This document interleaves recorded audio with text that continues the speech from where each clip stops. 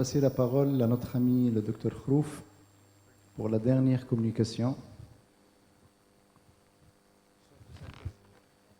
Quel protocole? La lourde mission de faire la synthèse.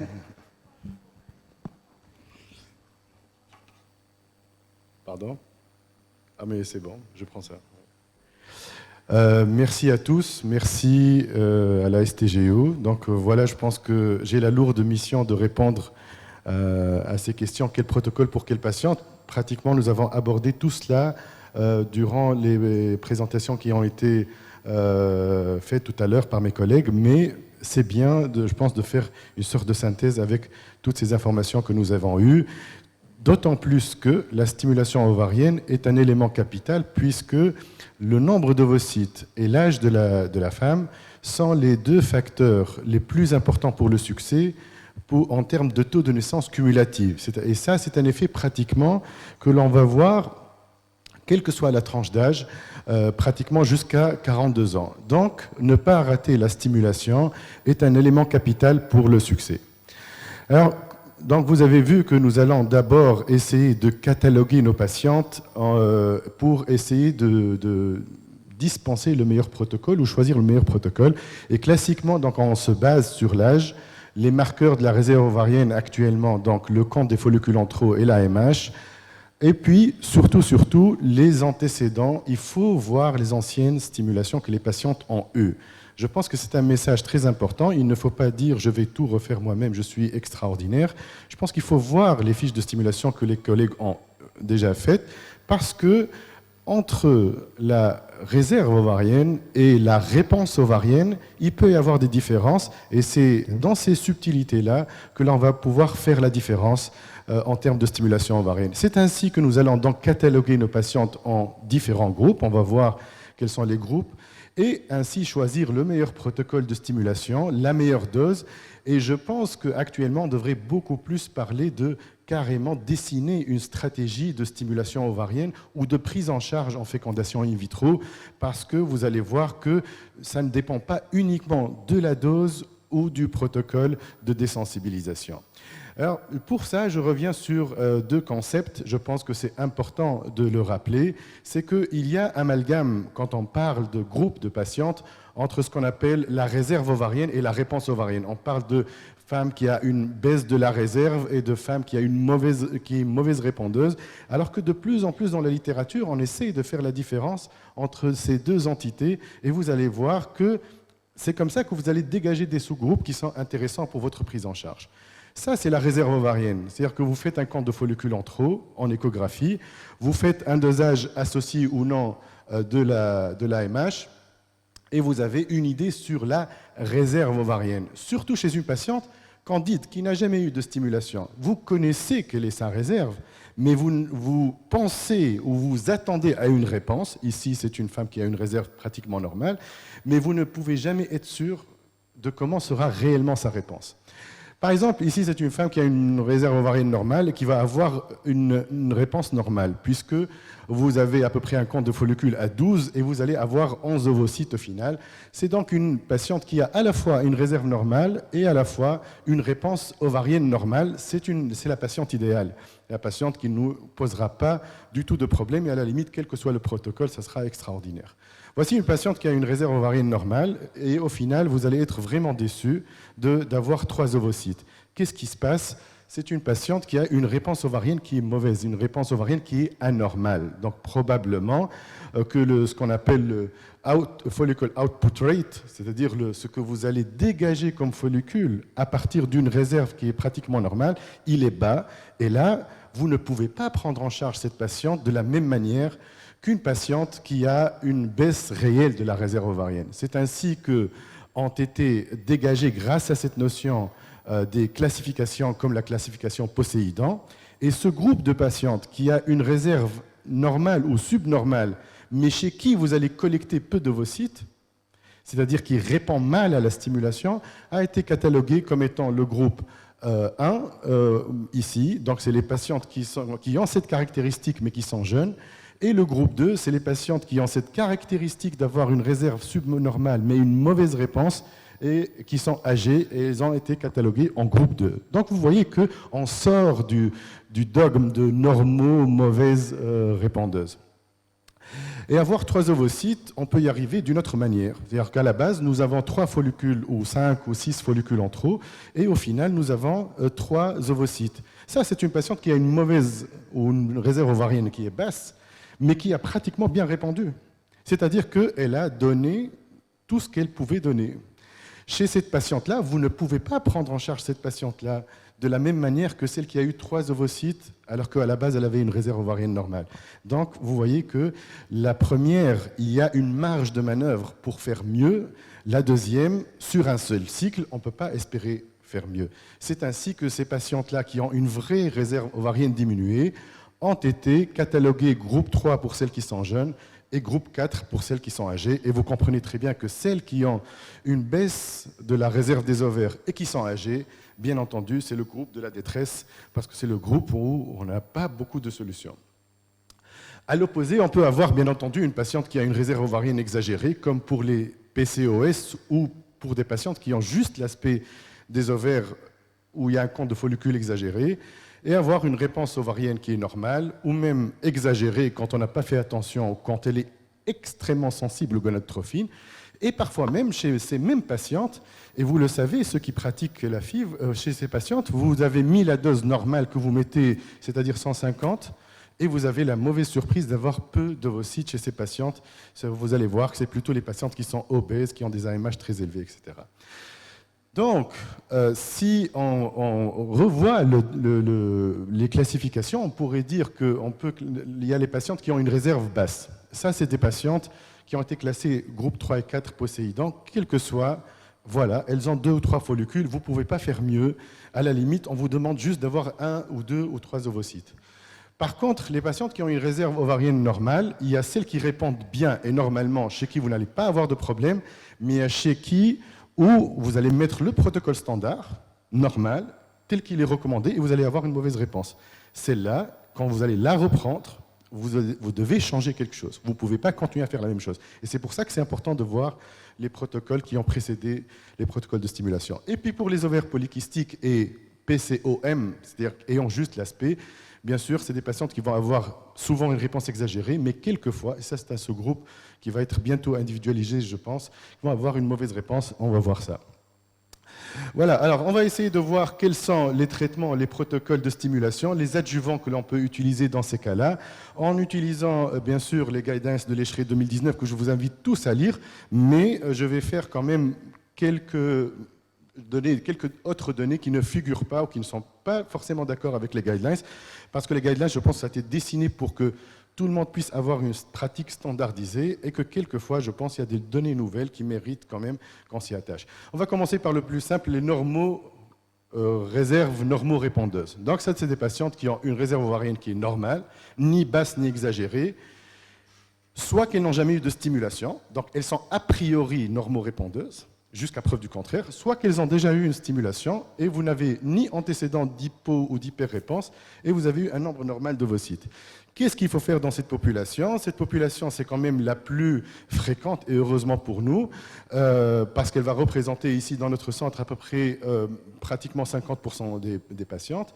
Et ça a été dit, c'est vrai qu'il y a cette méta-analyse qui dit que les agonistes sont meilleurs dans cette catégorie de patientes, parce qu'il y a un peu plus d'ovocytes, et les ovocytes sont le nerf de la guerre ici, en protocole antagoniste, mais quand on dégage les études qui ont utilisé la pilule œstroprogestative en pré-traitement pour les antagonistes, on retrouve les mêmes résultats. Donc je pense que cette histoire de agoniste-antagoniste pour les normorépondeuses, c'est surtout ce problème d'utilisation de la pilule qu'il faudra éviter, bien entendu, parce que ça a été dit par les l'ESHRE 2019, il y a moins de grossesses en faisant un pré-traitement par pilule œstroprogestative en antagoniste, et il faut absolument l'éviter et ne plus l'utiliser. Donc, pour l'antagoniste, ça pose problème parce qu'on a besoin d'un pré-traitement parce qu'on veut assister au congrès de la STGO, on veut programmer notre activité, on ne veut pas être dépendant tout le temps de l'imprévisible premier jour des règles qui survient à n'importe quel moment. Et donc, ça a été dit tout à l'heure, les œstrogènes sont un bon moyen de programmer le cycle antagoniste. Et puis, je suis d'accord aussi avec le collègue qui a dit que pour les ovaires polykystiques, les progestatifs sont encore mieux que les œstrogènes. Pour les normorépondeuses, quand vous êtes plutôt dans la gamme haute, c'est-à-dire vers un camp des follicules de plus que 12, il vaut mieux utiliser 150. Et sinon, pour les autres, 225. Ça, c'est la dose standard que l'on va utiliser a priori. Alors, l'individualisation de la dose, ça a été une mode. Maintenant, je ne sais pas si on va utiliser ça en pratique. En tout cas, il n'y a pas de données claires. Et puis, sachez qu'il y a des gonadotropines qu'on n'a pas encore sur le marché, j'espère qu'on va l'avoir, qui sont les gonadotropines qui ont une libération prolongée et elles ont des résultats équivalents et sont plus sympathiques pour les patientes. Pas d'intérêt à utiliser une activité LH systématique chez une patiente qui est connue ou supposée normorépondeuse. Donc, a priori, vous n'avez pas besoin de rajout de LH dans cette catégorie. Maintenant, vous pouvez avoir une patiente qui a une réserve normale, vous faites la stimulation comme on a dit, et vous êtes surpris d'avoir un recrutement insuffisant. C'est les fameuses patientes du groupe 1 et 2 de Poséidon. Chez ces patientes-là, il y a moyen de gérer la situation. Vous devez augmenter les doses de FSH pour la prochaine. En tout cas, si vous êtes en cours de ce cycle, vous pouvez toujours essayer de sauver la situation en augmentant les doses de FSH et en rajoutant de la LH. Mais évidemment, c'est mieux de l'avoir su avant et de l'avoir fait avant de commencer. Si, au contraire, vous avez supposé que c'était une normorépondeuse parce qu'elle a une réserve normale, mais qu'au final, vous êtes surpris d'avoir un recrutement exagéré que vous n'avez pas vu venir, c'est là la force de l'antagoniste. Parce qu'avec l'antagoniste, vous n'avez pas beaucoup de marge de manœuvre. Vous pouvez baisser les doses de FSH ou carrément les arrêter pour faire un costing, et ce que vous aurez beaucoup de mal à faire accepter à la patiente, annuler si jamais la situation devient catastrophique. Mais avec les antagonistes, vous avez toujours cette porte de sortie qui est très élégante de déclencher avec les agonistes. Et c'est pour ça que l'Eschré dit que, alors qu'il n'y a pas de données de supériorité des agonistes pour les normorépondeuses, l'Eschré, elle dit que vaut mieux que vous utilisiez les antagonistes parce que si vous vous faites surprendre par une réponse exagérée, vous pourrez toujours vous en sortir en déclenchant par un agoniste. Et c'est pour ça qu'on a cette recommandation de l'Eschré. Alors, pour le déclenchement de l'ovulation, le standard, le gold standard, c'est la CG. C'est avec ça que l'on déclenche. Bien entendu, si nous sommes en situation à risque, il y a toujours ce risque d'hyperstimulation qui peut apparaître. Alors, donc c'est pour ça que j'ai dit que quand on a cette hyper-réponse inattendue, on peut toujours déclencher avec les agonistes de la GnRH. Le standard, c'est de faire un freeze-all après. Mais ça a été dit tout à l'heure, il y a ceux qui essaient de sauver la phase lutéale, soit par de la CG à faible dose le jour de la ponction, soit durant la phase lutéale, mais vous allez toujours faire réapparaître le risque d'hyperstimulation. En gros, pour résumer pour les normorépondeuses, je dirais que l'Eschré recommande les antagonistes pour la sécurité, mais que antagonistes et agonistes donnent les mêmes résultats, que la dose varie entre 150 et 225, qu'il faut utiliser un pré-traitement par œstrogène et pas plus de pilules, et que si vous vous faites surprendre par une réponse exagérée, déclenchez avec un agoniste si vous êtes en antagoniste. Et que si vous avez une mauvaise réponse en cours de route, vous pouvez toujours essayer de sauver la situation en augmentant franchement la FSH et en ajoutant de la LH si ça n'a pas été fait au départ. Venons maintenant aux patientes qui nous posent le plus problème, c'est voilà, ces patientes chez qui on va se retrouver avec peu d'ovocytes. Donc, on a dit tout à l'heure en introduction que soit c'est parce que la réserve était basse dès le départ et que de toutes les façons on le savait et on s'attendait à avoir peu d'ovocytes, soit qu'on s'est fait surprendre parce qu'à la base on avait étiqueté réserve normale ou subnormale et au final on se retrouve avec peu d'ovocytes. Vous allez voir que la conduite à tenir est différente entre ces deux catégories de patientes. Commençons par celle dont on a commencé à parler tout à l'heure, c'est celle qui ont une réserve subnormale, mais on se fait surprendre par une mauvaise réponse. Là, on va reprendre la patiente, et donc on va essayer de voir qu'est-ce qu'on peut apporter, qu'est-ce qu'on peut corriger. D'abord, pourquoi Pourquoi ça arrive? On pense que le facteur génétique, et notamment les récepteurs aux gonadotrophines, ils sont pour quelque chose. Il y a un polymorphisme, il y a des mutations aussi qui peuvent être à l'origine de ça. Mais il n'y a pas que ça. Il y a d'abord les médicaments. Est-ce que ça a été bien conservé? Est-ce que ça a été bien administré? Est-ce qu'on a réellement choisi la bonne dose? Il y a le développement asynchrone des follicules, quand on a une cohorte inhomogène. Et puis, n'oubliez pas qu'on peut rater le déclenchement quelque part et avoir en fait au départ un bon développement folliculaire, mais peu d'ovocytes parce qu'on a raté le déclenchement quelque part. Donc il y a toutes ces causes de pourquoi on a peu d'ovocytes alors qu'on s'attendait à en avoir pas mal. Pour les polymorphismes, on ne dose pas ça de manière routinière, bien sûr, vous le savez, et ça serait très cher. On a pensé à un moment à le faire, mais en tout cas, si vous avez cette surprise de voir dans une fiche de stimulation d'un collègue ou votre fiche de stimulation que on s'attendait à avoir une bonne réponse et finalement pas de bonne réponse, augmentez la dose. Il faut augmenter la dose chez ces patientes-là. Et parfois, on va même au-delà du fameux 300 unités chez certaines patientes, cette catégorie de patientes en particulier. Ajouter de la LH aussi, c'est recommandé chez les patientes chez qui on espérait avoir plus et on a finalement peu, surtout celles qui ont, par exemple, un développement folliculaire qui est normal, mais un faible taux d'œstradiol. Et vous avez certaines patientes comme ça. On est surpris par le taux d'œstradiol, alors qu'en échographie, c'est pas si mal que ça. Alors, est-ce qu'on peut améliorer la sensibilité des récepteurs dans cette catégorie? Ça a été proposé par pas mal d'auteurs d'utiliser les androgènes tels que la DHEA et la testostérone, même si l'ESHRE ne recommande pas le pré-traitement par les androgènes. Mais sachez que l'un des leviers des androgènes, c'est d'améliorer la sensibilité. Donc vous voyez que dans ce groupe-là de patientes, c'est clair. Vous voyez l'ancienne fiche de STIM, vous voyez que AMH normal mais peu d'ovocytes, augmentez la FSH, utilisez de la LH. Maintenant, on va voir le deuxième groupe où là, on a ce qu'on a. On a peu de follicules. Et donc, qu'est-ce qu'il faut faire pour essayer d'aider ces patientes?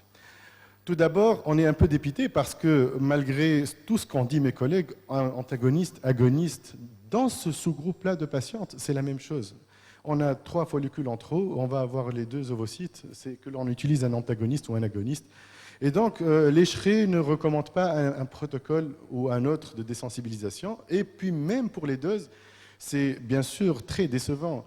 Quand il y a 2 follicules, que vous mettez 300 unités ou 500 unités, il y a 2 follicules. À la limite, mettez 150, c'est mieux. Parce que finalement, vous allez avoir ces 2 ovocytes avec peu de frais. L'histoire, elle est connue. Il n'y a que ces follicules en trop qui sont recrutables par la FSH. Et donc, on n'a pas encore un moyen pour mobiliser le pool de follicules primordiaux chez ces patientes. Donc, on va devoir se contenter de ce que veut bien l'ovaire nous donner ou nous préparer, qui est toutefois très proportionnel à la réserve réelle. Donc, on va stimuler 2 ou 3 follicules en trop et on va essayer de gérer cette situation. Il faut essayer de réfléchir différemment face à cette situation. Parce que ce qu'on faisait jusque-là, c'était de les stimuler classiquement avec de fortes doses. On obtenait 2 ovocytes et on avait finalement peu de chances ou peu de taux de succès face à ces patientes. Alors, ce qui est proposé dans ce groupe, c'est d'essayer de synchroniser au maximum la cohorte pour au moins, si c'est 3, au moins les avoir les 3. D'essayer de collecter les ovocytes ou les embryons, puisqu'on en a 2 ou 3 et qu'il faut en avoir 6 ou 7 pour un meilleur taux de succès, pourquoi ne pas faire ça sur plusieurs cycles? Est-ce qu'il est possible d'augmenter le nombre de follicules en trop? Moi, je pense que non, mais je vais vous montrer ce que disent un peu les publications. Donc, pour la synchronisation, je passe rapidement. Vous savez que ces patientes qui sont en insuffisance ovarienne, elles ont des cycles qui sont raccourcis, qu'elles ont une phase lutéale qui est défectueuse. Du coup, la FSH n'est plus en rétrocontrôle négatif, elle va s'élever en phase lutéale. Et quand vous allez commencer votre stimulation, vous allez vous retrouver déjà avec un follicule qui fait 12 ou 13 mm. Et donc, parce que la FSH a déjà commencé son ascension, et peut-être que vous avez perdu 1 ou 2 en cours de route. Et donc, il faut essayer de renforcer cette phase lutéale par un pré-traitement pour essayer d'arriver à au moins avoir ces 3 ou 4 follicules. Ça, c'est le principe de la synchronisation, même si l'ESHRE dit que ça n'apporte pas grand-chose en termes de mauvaises répondeuses.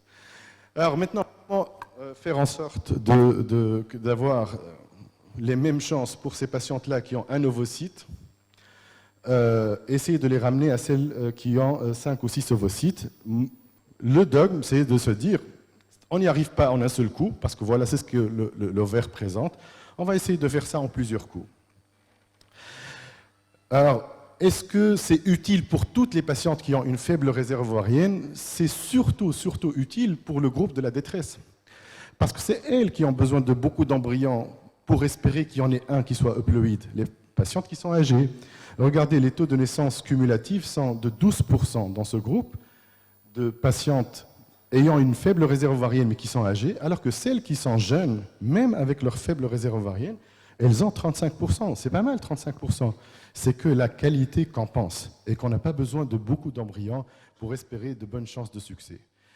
Voilà, donc vous savez que ces patients tournent entre nous, entre tous les médecins, à chercher la solution miracle, alors que l'âge, on sait qu'il nous oblige à avoir plus d'embryons. Le taux d'aneuploïdie augmente avec l'âge. Alors que chez une patiente qui a moins de 35 ans, si on a 4 embryons, on sait qu'il y en aura un, c'est sûr qu'il soit euploïde. Alors que chez une patiente qui a 41 ans ou 42 ans, le taux d'euploïdie, il est de 10%. Et donc, vous êtes obligé d'avoir 10 embryons. Imaginez le nombre d'ovocytes nécessaires pour avoir ce nombre. Vous voyez que c'est le paradoxe de ces patientes. À la fois, elles perdent en qualité, elles ont normalement besoin de plus d'ovocytes, alors qu'elles perdent aussi leur nombre d'ovocytes. Il y a des logiciels qui vous aident à calculer sur ces sites-là le nombre d'ovocytes nécessaires pour espérer avoir un blastocyste euploïde, pour que vous fassiez une idée sur l'objectif à atteindre chez ces patientes-là. Et donc, la stratégie classique qui consistait à faire à chaque fois un transfert où on n'espère pas plus que 5% de taux de succès, toutes ces femmes qui sont en train de se mettre la progestérone pendant 15 jours et à espérer faire un test et le trouver positif, finalement, elles vont se fatiguer parce que avec ce long parcours où parfois elles vont avoir un transfert, parfois non, parfois même pas de réponse ovarienne. Et c'est des femmes, c'est des êtres humains derrière. Et quand on multiplie ces cycles à chaque fois, eh bien cela va coûter, et il va y avoir de la détresse, une dépression, et puis beaucoup de drop-out, c'est-à-dire des patients qui vont vous dire « je ne veux plus de vous, je ne veux plus me faire traiter, ça suffit, j'en ai marre, je vous ai trop vu ». Donc, il faut peut-être essayer d'optimiser un transfert ou deux pour offrir de vraies chances. Et ça, vous allez fidéliser vos patientes. Voici une façon de faire. On peut cumuler des ovocytes. C'est les Espagnols qui font ça de IVI. Ils font un premier cycle où ils collectent des ovocytes, un deuxième, un troisième. Et puis, au quatrième, ils préparent la patiente, ils décongèlent les ovocytes, ils rajoutent encore des ovocytes frais et ils font un transfert de 1 ou 2 embryons. Alors, bien entendu, ils ont les moyens, ils associent le PJS, c'est-à-dire le diagnostic préimplantatoire ou le screening préimplantatoire des aneuploïdies pour ne faire qu'un transfert d'1 ou 2. Mais on peut cumuler aussi des embryons. Donc, on fait un premier cycle, on vitrifie des embryons, un deuxième cycle, on vitrifie des embryons, puis on prépare la patiente et on fait un transfert d'embryons congelés. Quand on n'a pas le PJS, on met 3 embryons chez une patiente de plus que 40 ans. Moi, ça ne me choque pas. Ou on peut, par exemple, pour même minimiser les coûts, faire un premier cycle, congeler un blastocyte, par exemple. Sur le deuxième cycle, on fait un recueil d'ovocytes, une micro-injection, et on transfère les frais et les congelés. Comme ça, on donne de vraies chances de succès. Alors, ça a été utilisé, que ce soit par les Espagnols de IVI, ça a été utilisé en duostimulation par Ubaldi, vous voyez des noms qui sont quand même importants, et même les Chinois qui ont utilisé ça pour minimiser les coûts, ils ont utilisé la mile-stimulation. Ils se sont dit, c'est cher de faire plusieurs cycles, mais on peut diminuer les coûts en n'utilisant pas beaucoup de gonadotrophine, et en plus, cette mile-stimulation marche chez les patientes qui ont de toutes les façons 2 ou 3 follicules, parce que la mile-stimulation va les donner les 2-3 follicules. Donc c'est ainsi que nous avons mis ce protocole en place avec l'hôpital Aziza Othmane et je passe rapidement pour dire qu'on a même utilisé ça chez des patientes qui n'avaient plus aucune réponse à la FSH. On a utilisé du citrate de clomifène et grosso modo on montre qu'on est arrivé à avoir au moins un embryon chez 67% des patientes alors que la moyenne, la MH moyenne était de 0,3 et l'âge moyen était de 37 ans. Et que 35 patientes ont achevé le protocole et au final, quand on a réalisé le transfert, mais c'est vrai qu'on a transféré à chaque fois 2 ou 3 embryons, on est arrivé à quand même 8 grossesses sur 18 transferts. Il y a des fausses couches, je vous l'accorde, parce que ça c'est l'âge, mais il y a 2 naissances vivantes. Et chez des patientes qui étaient destinées à un drop-out, à aller soit aux dents ailleurs, à l'étranger, ou bien à ne plus avoir recours en FIV, je pense que c'est déjà très bien. Donc cette stratégie de cumul, attention, ce n'est pas encore très bien validé parce qu'il n'y a pas d'études randomisées solides. Même notre étude, c'est une étude rétrospective. Et que l'intérêt du cumul reste très limité après 44 ans parce que le nombre d'ovocytes n'influe plus après cet âge-là. Je vais passer rapidement à est-ce qu'il est possible d'augmenter le nombre de follicules ? Si c'est que ça que l'on peut stimuler, est-ce qu'on peut l'augmenter? Est-ce que c'est de la science-fiction? C'est le but de tout ce qui est DHEA, testostérone, les méta-analyses. Ça, ce n'est pas le nombre d'études, ça, c'est le nombre de méta-analyses. Donc, imaginez tout ce qui a été dit comme littérature sur cette question-là, pour qu'au final, on essaie de démontrer qu'il y a un peu plus de grossesse, mais vous voyez que l'effet sur les ovocytes est pratiquement nul dans la majorité des études, et l'ESHRE ne recommande pas d'utiliser la DHEA. Et alors que la nouvelle méta-analyse de 2019 montre que le pré-traitement par la testostérone améliore les taux de grossesse et le nombre d'ovocytes, mais encore une fois, l'ESHRE dit que les protocoles sont trop disparates dans les différentes études pour que l'on puisse conclure que l'on doit pré-traiter par la testostérone. Donc, augmenter les follicules en trop, je pense que ça relève encore de la science-fiction, et je passe vraiment sur tout ce qui est protocole cellules souches, PRP, etc., où là, le niveau de preuve, il est extrêmement faible, pour ne pas dire nul. Donc, je pense qu'il ne faut pas trop compter sur le fait d'augmenter le follicule en trop, mais il vaut mieux optimiser l'utilisation de ceux que vous avez déjà sous la main. Voilà, donc dans ce groupe, c'est ce qui nous reste, synchroniser la cohorte, collecter les ovocytes ou les embryons, faire de la stimulation en attendant des jours meilleurs. Maintenant, je finis avec normalement les plus simples, parce que c'est celles qui ont le meilleur pronostic. Le taux de grossesse cumulative et de naissance cumulative augmente de manière pratiquement sans presque faire de plateau jusqu'à 25 ovocytes. Alors, bien sûr, il y a des risques. Ça serait trop beau, parce qu'au-delà de ça, il y a un plateau, mais il y a aussi le risque d'hyperstimulation qui apparaît. Donc, c'est dangereux, ce groupe. Ils sont bons, mais ils sont dangereux. Il faut savoir manipuler ces gonadotrophines chez ces patientes. Et ça a été dit tout à l'heure, et je le mets en rouge, l'antagoniste, c'est le seul protocole qui devrait être utilisé chez les patientes qui ont l'aspect des ovaires polykystiques ou qui ont le syndrome des ovaires polykystiques, point barre. Aucun autre protocole ne devrait être utilisé chez ces patientes. Et tous ceux qui dévient de ces guidelines mettent en danger leurs patientes. Pourquoi? Parce qu'on obtient pratiquement les mêmes résultats alors qu'on a beaucoup moins d'hyperstimulation ovarienne et que même si on se fait avoir sous antagoniste et qu'on a une montée exponentielle de l'œstradiol et du nombre de follicules, il y a toujours cette porte de sortie de déclencher avec les agonistes et qui nous permet de sauver la situation tout en récupérant le cycle. Donc, si vous avez plus que 15 follicules, ou si vous avez plus que 3500, ou si vous avez dépassé votre temps, vous pouvez déclencher avec du décapeptyl 0,2 parce que ça va donner des mêmes taux de grossesse, mais une phase lutéale défectueuse. Et avec ça, vous pouvez sauver la situation grâce au freeze-all. J'ai dit tout à l'heure que le freeze-all, c'est efficace chez les hyperrépondeuses, donc vous pouvez rassurer les patientes quant aux résultats. Attention, il y a ceux qui essaient de faire quand même le transfert en frais en modifiant la phase lutéale, que ce soit par l'ACG ou par une phase lutéale intensive. On va, je pense, en discuter l'après-midi. Jean, je ne vais pas rentrer dans le détail, mais il n'y a pas beaucoup de preuves sur ça. Pour la dose standard, c'est 150 unités. Toutefois, et c'est l'avant-dernière plaque, Monsieur le Président, je sais que tout le monde a faim, à moduler toujours en regardant les anciennes tentatives.